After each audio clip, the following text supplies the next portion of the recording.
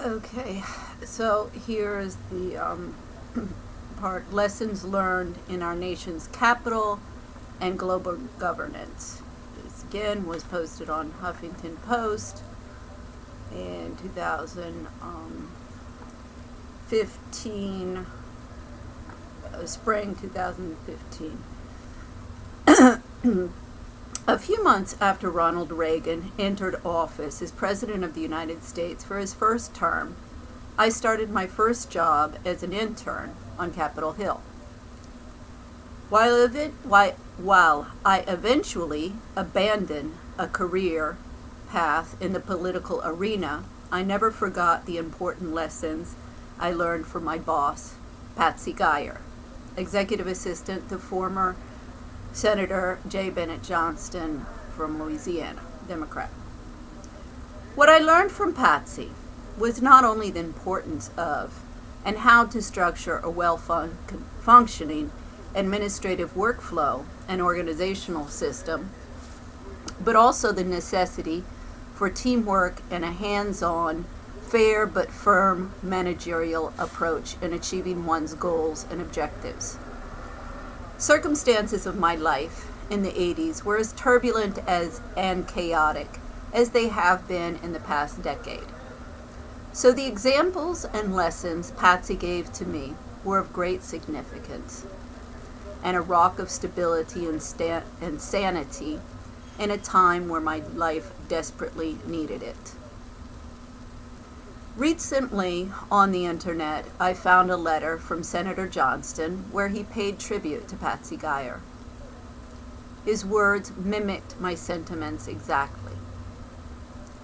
Patsy handled a huge array of responsibilities over the years, ranging from supervising state offices to managing summer interns, to creating and overseeing an exceptionally efficient mail operation.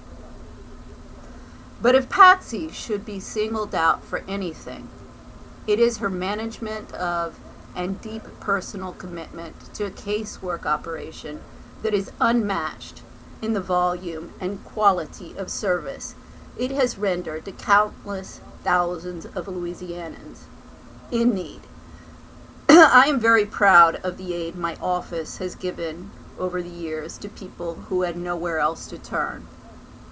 We were able to be efficiently effective principally because Patsy Guyers has an outstanding network of friends and colleagues throughout the Congress and among federal agencies, and most of all, because she greeted every case, no matter how routine, with the enthusiasm and commitment she brought to her first day on the job in November 1972.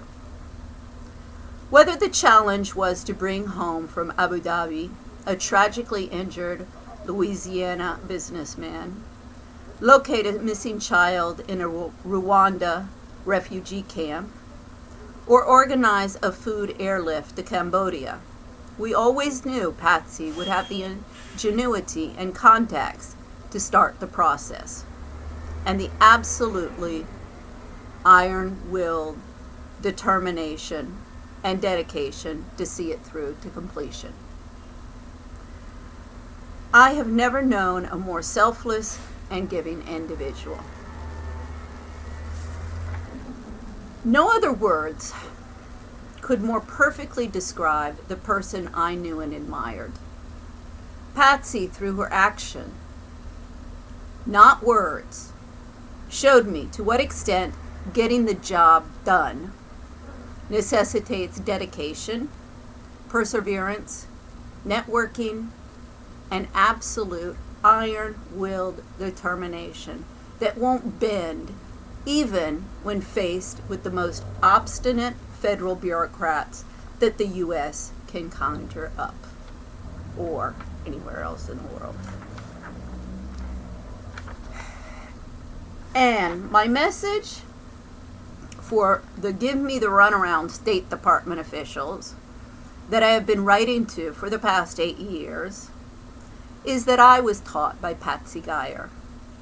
So I'm not going anywhere until they start doing their job. This goes for everybody else, including those in ICD, the IMF, the World Bank, the UN. My mother used to tell me when I was a child, you would argue with God. Talk about a control freak, I can't breathe. And I would always respond, I would if he was wrong. And I would bite my tongue, saying, you may think you're God, but you're not, because you would have slapped me across the face. So, served no point. But everybody may think they're God, they're not. And guess what? I will argue till the cows come home. Ask Sylvester Stallone. You know, I think he was the one who said it in the movie best. Don't ever argue with a woman. She'll chew you up and spit you out.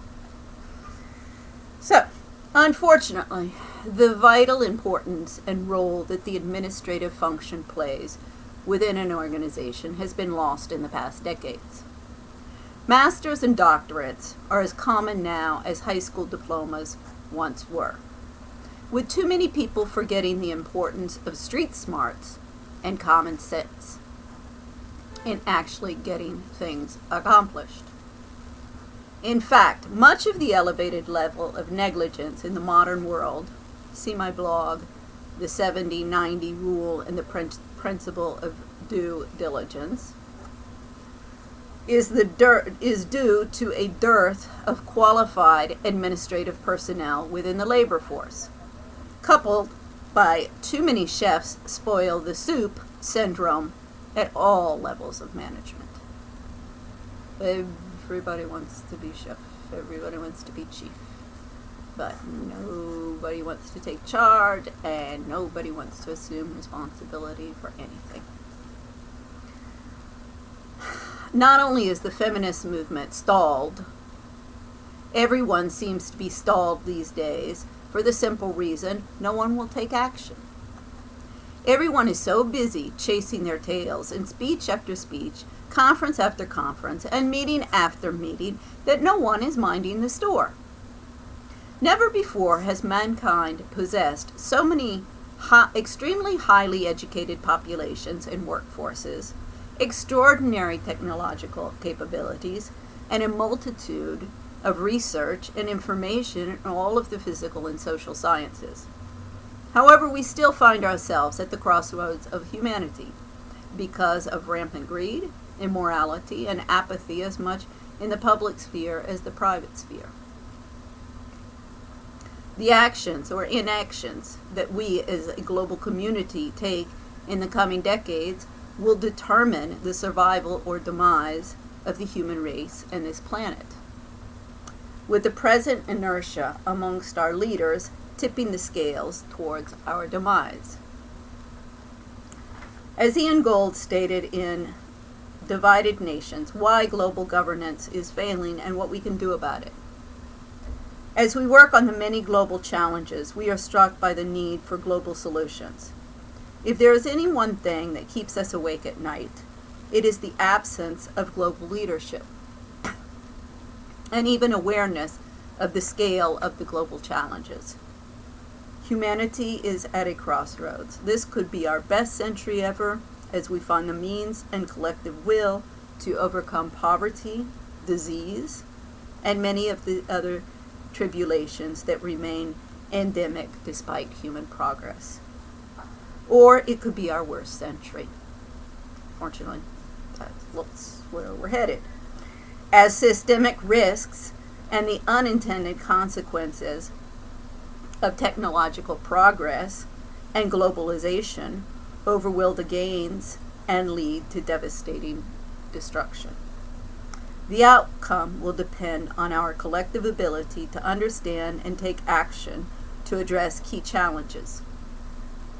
It depends on global management. The widening gap between our knowledge of the issues and the failure of global leaders to address global concerns is our biggest challenge. See, this was Ian Golding, I'm not sure, but this was after 2000, I'm pretty sure. I mean, Things just keep getting worse and worse and worse. The future, however, will be unlike the past. We face a new set of challenges. Resolving questions of global governance urgently requires an invigorated national and global debate. This necessitates the involvement of ordinary citizens everywhere. For without the engagement and support of us all, reform efforts are bound to fail. Since nobody wants to listen to the people, it hasn't happened. And we are getting more and more nationalist movements, extremist movements, violence, civil unrest, dictatorships growing, Trump, Erdogan in Turkey, Le Pen, Marine Le Pen. When I moved to Europe, to France in the late 80s, first I didn't understand enough French to know what was going on. But then I started understanding enough, and I was like, Jean-Marie Le Pen. I was like, who is this? And oh my gosh, everything he's saying, no, don't worry, he'll never amount to anything, he'll never take power or anything. Well, maybe not him, but his daughter, and that concerns me even more. That man didn't have a brain, but unfortunately his daughter might. So, I've been watching this while you guys have been cashing in and grappling up the ladder of success. I've been observing you all from the sidelines and watching the shit show. Not pretty. Even though the need for enhancing global governance is widely recognized in the politically correct rhetoric of today, as Golden points out, too often reforms are equivalent to rearranging the deck chairs on the Titanic. Oh, how that is true. The world has changed in fundamental ways since the institutions were formed, and so it should come as no surprise that they are overwhelmed by new challenges. Well, here he's not totally correct. The world really doesn't change that much. We have more conveniences, more, sure, our rhetoric, we think we progress in democratic principles, democracy, human rights, and, till the 60s, 70s, that was where the pendulum was trying to swing, and why, I'm sure I've always believed that JFK and Robert Kennedy and Martin Luther King, were inside jobs somewhere along the line. Of course, who and when and where and actual names, that I guess is as good as anybody else's. And part of the Koch brothers, plan, and which would also coordinate, the timeline of dark money and the Fourth Reich, pretty much show that started in the late 60s, and there is civil rights stuff. Well, we can't have any of that. So for a while after World War II, there was a slight pendulum there, and everybody just jumped on that this is miraculous. It's modernized the world. No, because we have the backlash. and since all of the different minority factions have just been vying for their piece of the pie rather than promoting the rights of people and democratic principles, it just made it is played into the hand of the Koch brothers and the extreme right, because the left went out to lunch and pulled things more and more extremist towards the left because they're trying to get their power and control, which always, when one side gets extreme, the other, and then it becomes a a continual extremism, and harder and harder to bring anybody back to the center.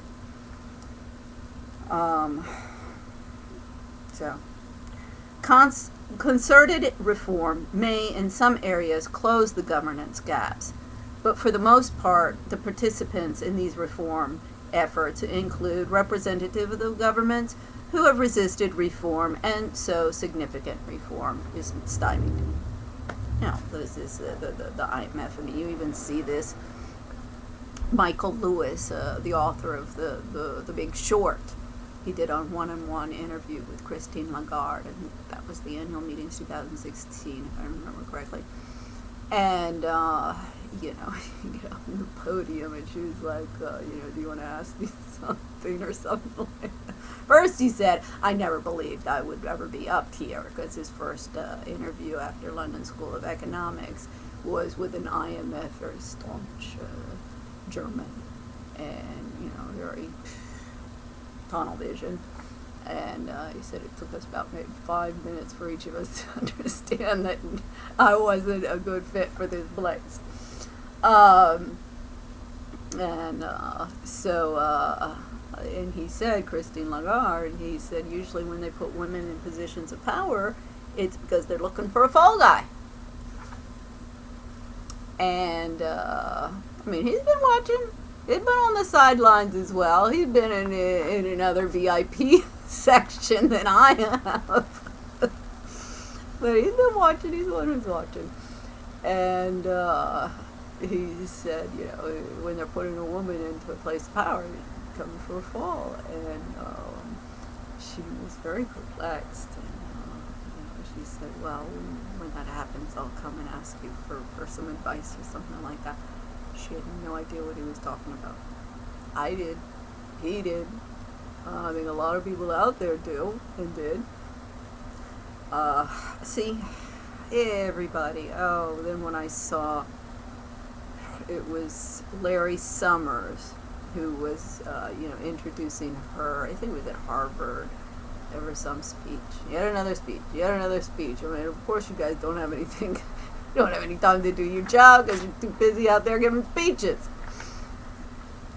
And Larry Summers, my good friend Christine Lagarde. I was like, okay, now I get it. Now I get why Christine Lagarde was always empty rhetoric.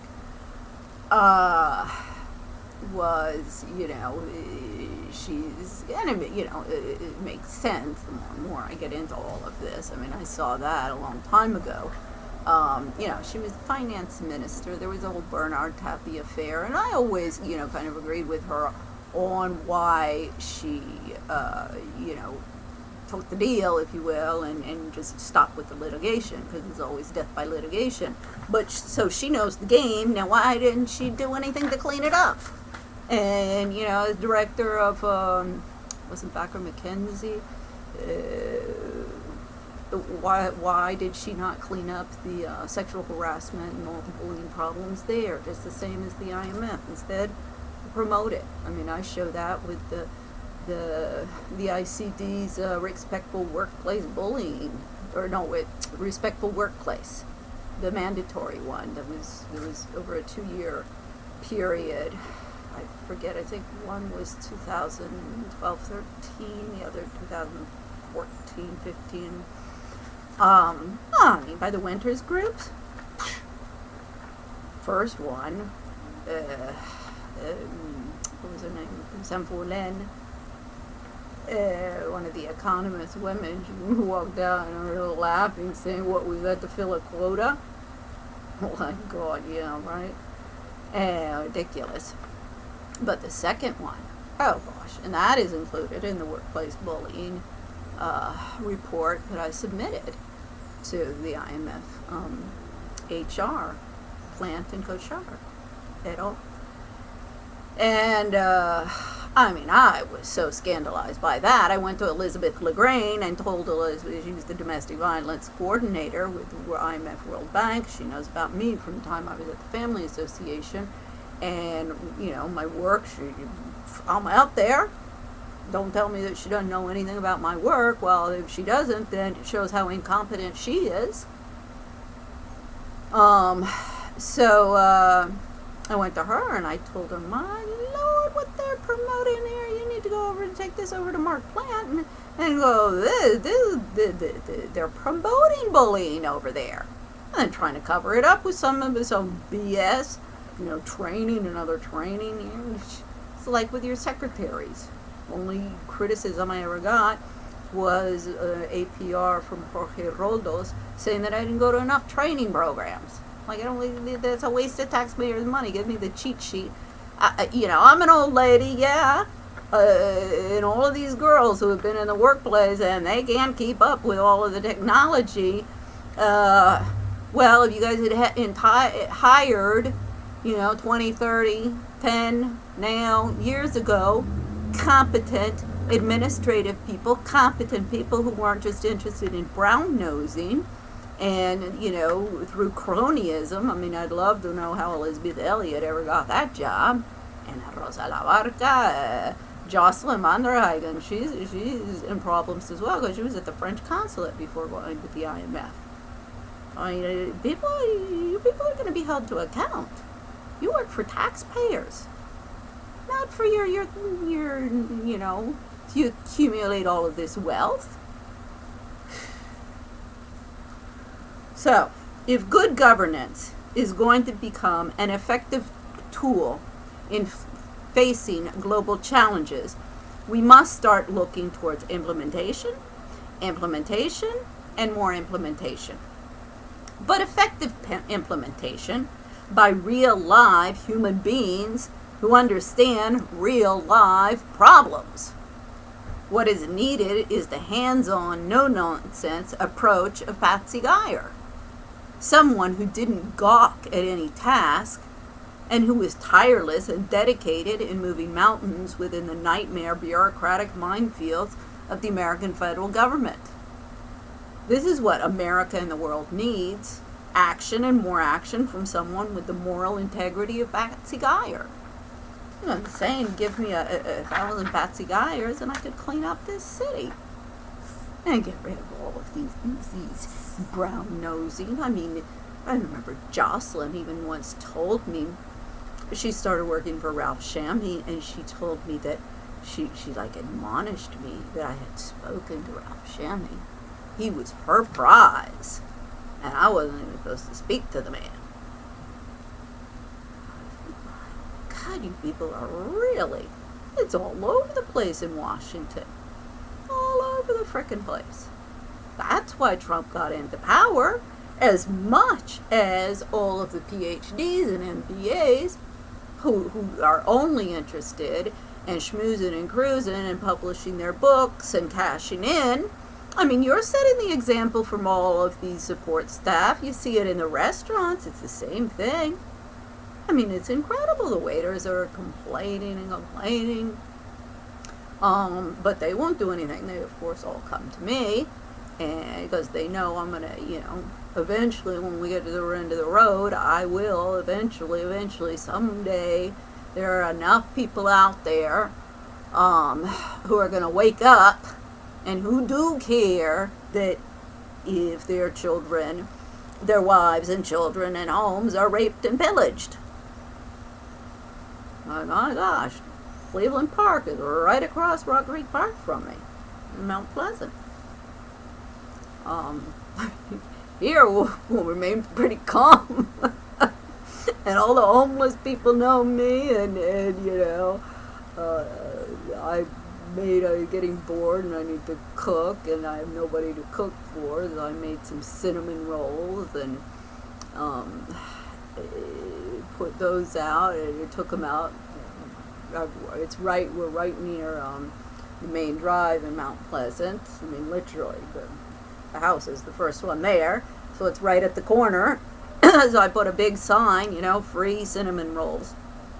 I mean, hardly anybody took anything. I couldn't believe it. All the homeless guys, all they want is cigarettes and money. It's just like the street kids in Bogota. I used to tell the rich ladies from the north who would occasionally come down there with me for something. some visit, and I'd be like, I'd tell James, I'd warn him, I'd be like, oh James, we got a whole slew of cackling hens coming down there with us today. Because I would go down there every day at my jewelry classes downtown, and I volunteered at a school for abandoned girls, so those mornings while my kids were in the school, that's where I spent it. After I'd gone to the gym in the morning, I mean, yeah, trophy wives, we do have our exercise and our free time, and our free time is when the kids are in school. And I was lucky because we were in expat, and we were in Bogota. This was the first time he couldn't complain about getting a maid, because then it really would have been socially unacceptable. So, I'm not a difficult person.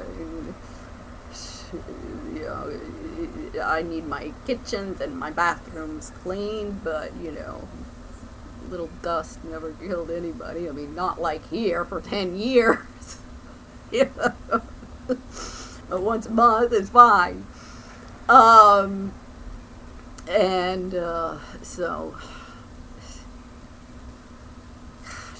anyway, things are really going to end up bad. So, and everybody just, I don't know, the inertia in Washington, good governance. Francis Fukuyama, in his book, 21st Century Governance, even proves that good governance is few rules uniformly applied. No different than parenting.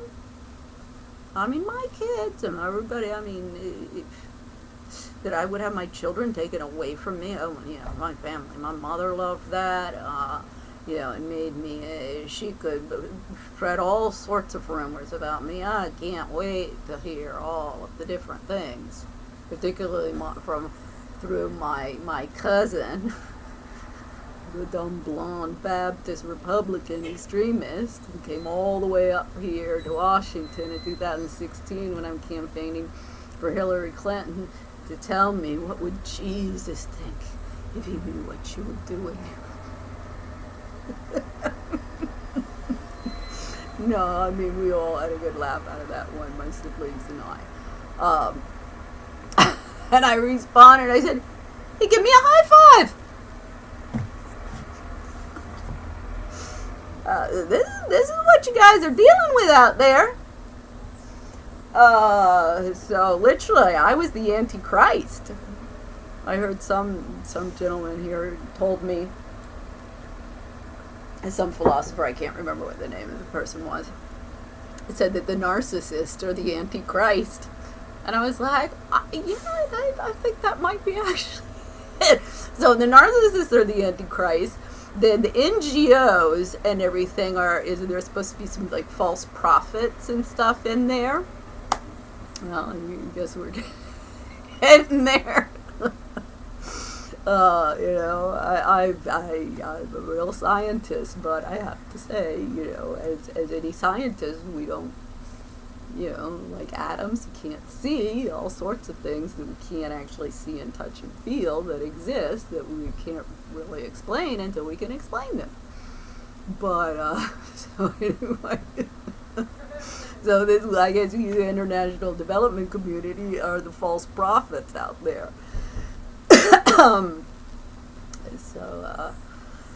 So we don't, let's say, a few rules uniformly applied. For my kids, I was like, I didn't have many rules. All of them were for their safety. I know the worst for them was the whole thing with the bodyguard, and they had to always be with James. In a secure place, or they couldn't go with any friends. There was one friend who had actually had two bodyguards. I think they had a better bulletproof car than we did. So I was like, okay, those bodyguards get the picture. You guys can't go anywhere without them. And I know that was the biggest, pain that I was, and maybe I know they never understood, because nobody seemed to understand. I mean, Julio, the bodyguard of the Spanish ambassador that was killed, his wife finally understood. Like a month before, 2 months, shortly before he was gunned down, I had had a discussion with his wife about that very issue. She was saying, oh, all of you, trophy wives, and all of you banking women, and you... Well, she didn't know who I was at the time. I don't think she realized it because I never would say anything. I mean, the schools were normal Colombians, and I didn't want anybody. I mean, everybody would have asked me where my husband worked. I'd be very evasive, and oh yeah, I'm north. And one about it was when Gladys came and started coming and getting on her cell and going, oh, the ambassador Teresa. And then this other woman who lived up north then really spilled the beans, because then she's like, well, no, Quemby's the one with the bodyguard with the bulletproof car that comes down here. Then that spilled the beans, and I, had to, I don't know, there was a plan to kidnap me, I think, but I just had to go erratically. I mean, I told James, and he was like, yeah, okay, well, won't leave you down here anymore by yourself. And so he had to hang out. And when I would go, I mean, this is what you learn to do. Believe me, the detectives that were following me in Madrid, I saw a lot from what James taught me. Well, I went hanging out in country clubs, but I wasn't stupid. A lot of people said, oh, you go out and you're doing all of this dangerous stuff. I'm like, no, I'm not. You're actually much more dangerous stuff that you're doing, because you're dando papaya. In Colombia, they say, no da papaya, which means don't call attention to yourself. Any Colombians who would go to La Costa, or, on the highways and stuff, they would take the old beat-up car and... make look, they were terribly, terribly poor. You don't want to let anybody know that you have any money, or, of course, for us it was the bank. So anyway, see, I know what you guys live through in security concerns. And up on Capitol Hill, when I was a kid up on Capitol Hill, I was the one who was opening the mail, and that they had the, I forget, there was something. SARS or something that they were putting in the mail and sending them to I think already at that time they were sending stuff. So I was concerned, I'm the one who opened up the frickin' mail.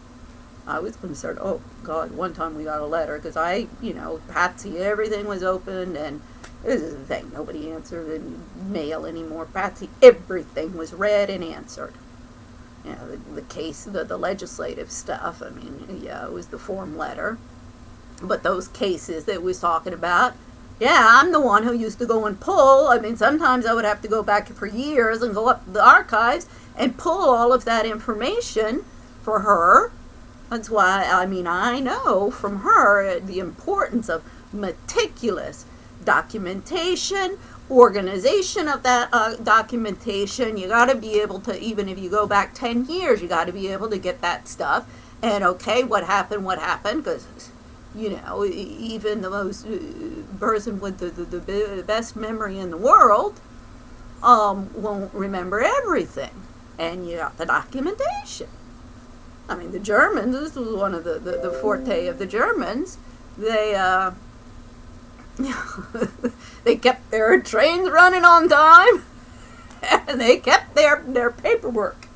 That's probably why they had to burn so much at the end. So anyway, good governance, that's, it's not rocket science, but it's not what you guys are promoting. You're promoting bad governance all over this city. So, have a nice day. Bye-bye.